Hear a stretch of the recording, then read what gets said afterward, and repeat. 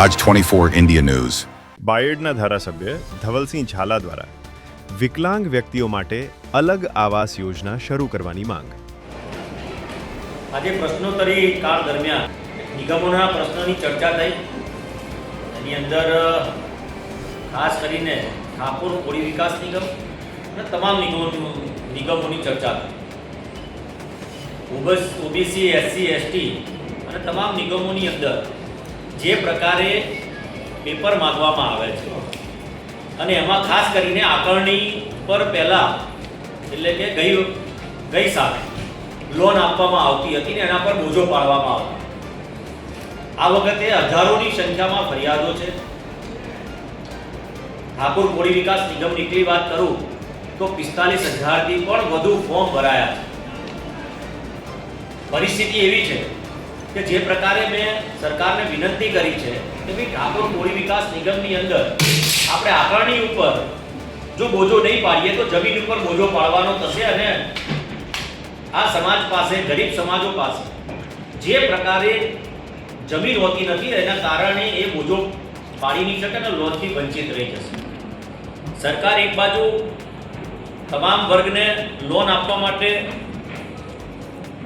કરોડો રૂપિયા આપે છે, પરંતુ એ જ્ઞાતિ સમીકરણના આધાર ઉપર ક્યાંક ને ક્યાંક ઓછા પણ પડતા હોય છે. વિનંતી કરું છું કે ઠાકોર કોળી વિકાસ નિગમને 500 કરોડ રૂપિયા સુધીની લોન આપવા માટે સરકાર વિચાર કરે.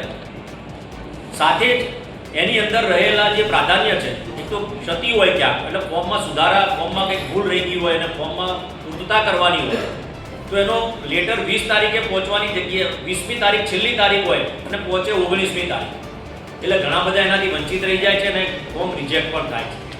એ રજિસ્ટર એડીથી ટપાલ મળે, સ્પીડ પોસ્ટથી, એવી સરકારશ્રીને વિનંતી કરું છું. અને નિગમની અંદર જે આપણે કહેવાય આકારણીના આધાર ઉપર લોન મળે, કારણ કે કેવાયસી થાય, બીજી બેંકોની લોન જમીન ઉપર પણ ચાલતી હોય છે અને એનાથી પણ વધારે કે સરકાર પોતે ગેરંટેડ બનીને આ ગરીબ પરિવારોને લોન આપવામાં આવે.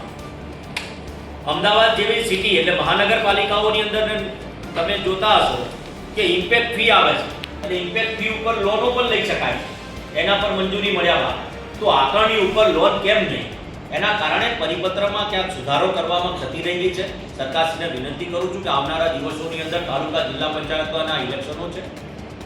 આ ગરીબ સમાજના તમામ લોકો આતુરતાથી રાહ જોઈ રહ્યા છે અને આ આકારણી ઉપર બોજો પાડવામાં આવે.